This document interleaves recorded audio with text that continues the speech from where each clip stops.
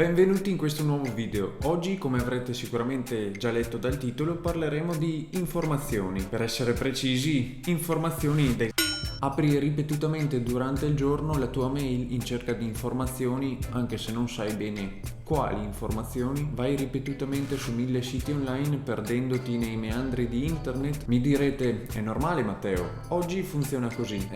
Mi dispiace deludervi, ma è colpa del vostro cervello. Qualche settimana fa ho letto una ricerca molto interessante che vi porterò appunto nel contenuto di oggi. I ricercatori dell'Università di Berkeley hanno scoperto che l'informazione agisce sul sistema di ricompensa del nostro cervello, allo stesso modo del cibo o della droga. Quindi è normale essere curiosi, non è un segreto. È un bene, la curiosità ci incoraggia a scoprire cose nuove, ma forse siamo molto più curiosi e pettegoli di quanto saremmo disposti ad ammettere, e forse questa curiosità ci porta solamente ad accumulare una quantità tale di informazioni inutili che ci manda in overinformation. Ci può bloccare in un circolo vizioso dove siamo continuamente alla ricerca di informazioni senza uscirne mai e senza mai passare all'azione, e ci stordiamo a tal punto da non ricordarci cosa abbiamo letto, visto o sentito. Facendo così il nostro computer qui dentro consuma lo spazio necessario per la riflessione. E vogliamo parlare della qualità delle informazioni che ci sono in giro. Molte notizie, a seconda di dove viviamo, vengono pesantemente censurate a seconda dell'ideologia politica o in base alle alleanze di pubblicazione. In alcuni paesi il governo controlla i media, e non crediate che sia solamente la Cina. Quindi quando leggiamo ed ascoltiamo notizie, non vi siete mai chiesti queste quanto possono essere veritiere rispetto ai fatti realmente accaduti? La maggior parte delle informazioni che ci sono in circolo sono selezionate e create per adattarsi a ciò che la pubblicazione vuole che tu sappia, insieme a commenti filtrati e statistiche ben angolate. Ricorda che quando pensi di essere istruito con un certo tipo di informazioni, è più probabile che tu sia condizionato, che è ben diverso. In secondo luogo, i canali di notizie tendono a sensazionalizzare le informazioni o esasperare certi titoli apposta per richiamare la tua attenzione su un fatto in un dato periodo. Ma torniamo alla ricerca dei nostri cervelloni americani, cercando di capire come possiamo evitare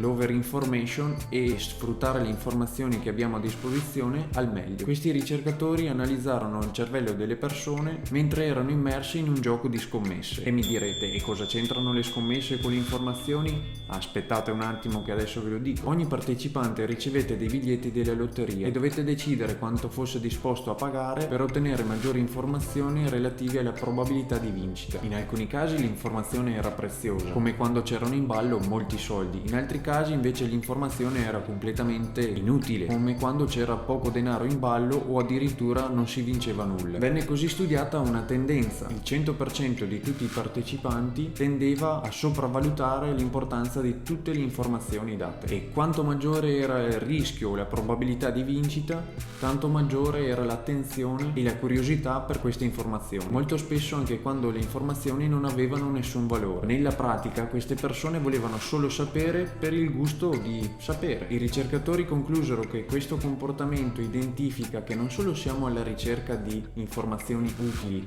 ad esempio come quando ricercate sulla barra di ricerca di YouTube i miei video, ed è un bene, ma purtroppo molte volte siamo alla ricerca di informazioni veramente inutili, e quando ne siamo alla ricerca non abbiamo uno scopo ben preciso, le ricerchiamo per il gusto di sapere qualcosa. Ottenere informazioni, dissero i nostri ricercatori, attivava le aree del cervello legate alla ricompensa, quelle che provocano appunto un rilascio di dopamina e che si attivano anche in caso di dipendenza. I ricercatori conclusero quindi che per il nostro cervello l'informazione è la sua ricompensa, indipendentemente dal fatto che sia utile o inutile. Mannaggia sto cervello, non poteva piacergli solamente l'informazione utile, no? Quindi avere sempre più informazioni non è sempre un bene. Tendiamo spesso a pensare che quante più informazioni abbiamo meglio è, ma non è sempre così. A volte l'eccesso di informazioni può essere dannoso per l'analisi, la riflessione e lo stimolo creativo. Consumare informazioni come si consuma una droga implica che queste non vengano elaborate, quindi è qualcosa di inutile, e vivendo in un'era che ci continua a bombardare di informazioni dobbiamo tenerlo ben presente, oppure rischiamo di perderci in un mare di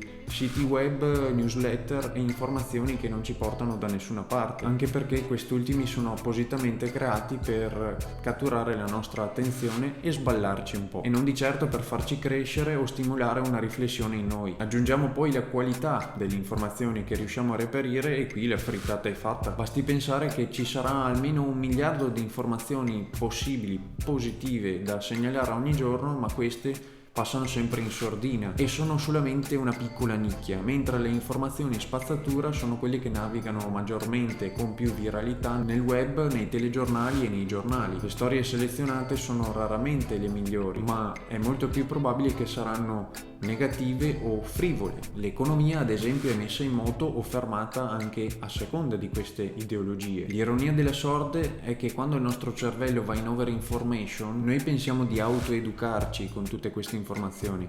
In realtà stiamo solamente creando un'enorme confusione che innanzitutto non ci farà avere un'idea nostra, chiara, della cosa che stiamo ricercando, e in secondo luogo andremo a dipingere all'interno della nostra mente un'idea molto distorta e discordante che non ci permette poi di ragionare. Iniziamo quindi ad informarci con fonti attendibili e a consumare contenuti più di qualità. Sono sicuro che farà la differenza anche per voi. Cercate sempre di andare in fondo alle notizie, di farvi una vostra idea e di prendere sì più informazioni, ma non troppe. Non affossatevi con 1000 notizie inutili perché perderete la testa. Questo breve talk finisce qui, mi andava di condividerlo con voi. Fatemi sapere qui sotto nei commenti cosa ne pensate dell'over information. Noi ci vediamo la prossima settimana con un nuovo video. Vi ricordo di iscrivervi al canale e di lasciare un bel like. Ciao!